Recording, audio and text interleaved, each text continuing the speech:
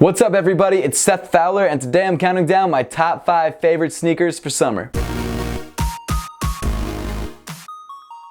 Thanks so much for tuning in today guys. Make sure to hit that subscribe button down below if you haven't yet, but with all that being said, let's get into it. So it's been stupid hot here in New York, which is the worst because no matter what you do, you're gonna be sweating. And the worst is just getting on the subway with everyone else who's also sweating. So that's awesome. But I figured that now that we're pretty much in the thick of summer, it might be a good time to do a list of my top 5 favorite summer sneakers. Now this list, of course, is all opinion. It's in no particular order. These are just the top 5 sneakers that I really like to rock in the summer. They're pretty much all low tops, and that's because, of course, in the summer, you're usually wearing shorts, and high tops don't always look great with shorts. So, starting things off with the first honorable mention, we've got the NMD OG, or pretty much any NMD. The NMDs are really great low top sneakers, one because they're really stylish and really in fashion right now, and two because they're pretty comfortable. They're obviously not as comfortable as some other shoes on the market, but the reason these made the honorable mention list is because the prime knit upper and honestly even the mesh upper is super breathable. And of course breathability is something you definitely want when you're walking around in 100+ degree weather, which it's...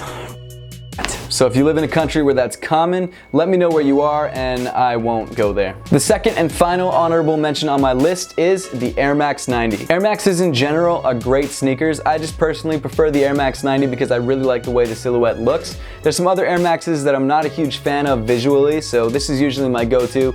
Plus it's a classic, so you can pretty much rock it with anything. If the OG infrared black and white colorway isn't for you, then there's tons of other colorways on the market, and I'm sure a lot of them are discounted. So if you're trying to grab a pair of Air Maxes, you shouldn't have any trouble at all. Moving right along to the first official shoe on the list, the Flyknit Racer. Now I picked this shoe for obvious reasons. The first is that the upper is pretty much just a really loosely knit mesh, so it's super breathable. Not only is it quite possibly the most breathable sneaker on this list, but it's pretty nice looking as well. Comfort-wise, it's not bad. The midsole is a little stiff, but you get used to it after a while. The upper, of course, is very comfortable and very breathable. However, if you have wider feet, you might not want to go with this model because it's pretty thin. Next up, we've got a basketball sneaker for the hoopers on the list, the Dame 2. I put the Dame 2 on the list because I think it's a really great looking sneaker both on and off the court, and it's super durable so you can play both indoors and outdoors. But let's be honest, there's a million other great basketball shoes on the market, so if you pick the right one, you should be good to go. Like I said, the two main reasons I picked this shoe are obviously aesthetics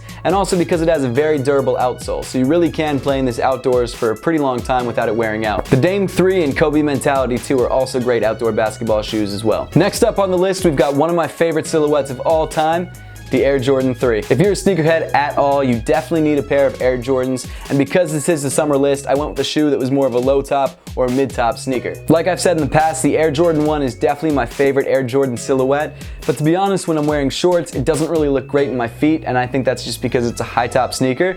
I know other people could pull it off, but me personally, doesn't really work. So that's why I chose the Air Jordan 3, because it's a classic sneaker, it looks great, and it's pretty comfortable. The next shoe is probably the cheapest shoe on the list, the Vans Era. Personally, I prefer the Vans Authentic overall because there's tons of different colorways and I like the look of the silhouette just a little bit more.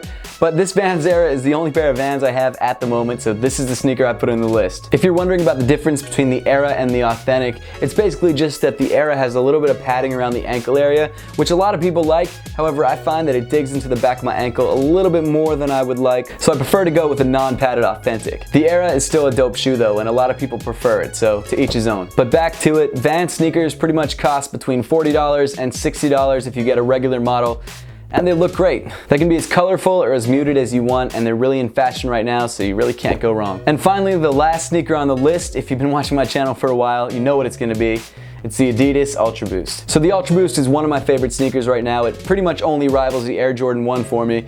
And that's mainly because not only is it a super stylish and great looking shoe, it's also crazy comfortable. There's tons of different colorways, some are general release, some are super limited. It really depends on what you like, but you could have a sneaker collection of pretty much just Ultra Boosts and you have enough different styles to cover any occasion. It's just a dope sneaker. That wraps up the list for my top 5 sneakers for summer. If you have any sneakers that you think should have been included on the list, or if you guys want to drop your own list, make sure to do that in the comment section down below. And as always guys, thank you so much for watching. Please make sure to give this video a thumbs up if you liked it. Subscribe to Seth Fowler if you want to see more content just like this, and follow me on all other forms of social media. The links will be in the description below.